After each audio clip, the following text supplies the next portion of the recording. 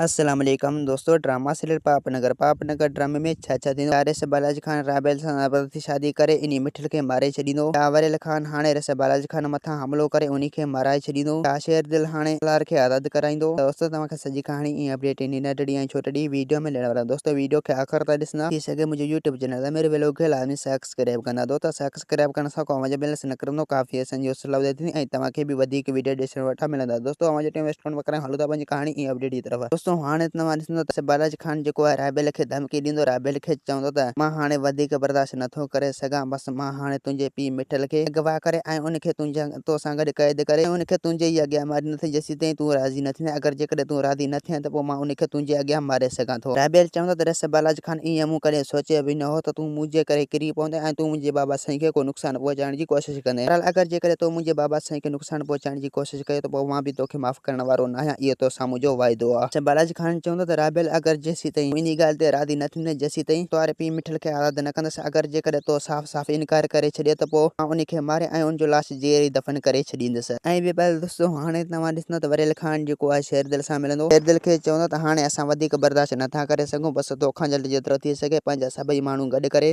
रस बालाजी खान मथां हमलो करे ऐं उनखे टांडा ॾे। अगरि जेकॾहिं तूं उनखे टांडा न ॾींदा उनखे न मारे त पोइ हू माण्हुनि जे ख़िलाफ़ थी वेंदो ऐं पोइ हर रोज़ हिकु माण्हू मारींदो। शेर दिल चवंदो त वरेल खान मां हाणे वधीक बर्दाश्त नथो करे सघां। मां हिकु चकर जेको आहे जी ख़बर पइजी वई आहे ऐं अॼोकी राति में रस बालाजी खान मथां हमलो करे ऐं हुतां जेको आहे सभ खां पहिरीं राबेल खे आज़ाद करे ईंदासीं। अगरि जेकॾहिं असां राबेल खे आज़ाद करे आयासीं त पोइ असांखे का टेंशन ई न हूंदो ऐं पोइ इन रस बालाजी खान खे ॿीहर मारे ऐं उनजो लाश ई दफ़न करे छॾींदासीं। वरेल खान चवंदो शेर दिल हा ईअं ई करणु घुरिजे। जेकॾहिं उनखे असां वधीक छूट ॾिनो त पोइ हू वधंदो असांजे ख़िलाफ़ माण्हू मारींदो। शेर दिल चवंदो त वरेल खान हाणे तव्हां इहा कोशिशि कयो तव्हां मल्हार ऐं रोशन खे आज़ाद कयो जीअं रस बालाजी खान पुलिस जे हथां उन्हनि खे माराए न छॾे। दोस्तों उमीद आहे कहाणी आहे इन खे पसंदि असांखे ॾींदा हाणे जा त वरी तव्हां सां मिलंदासीं कि नई वीडियो में जेसीं तीअं पंहिंजो ख़्यालु रखना। खुदा हाफ़िज़।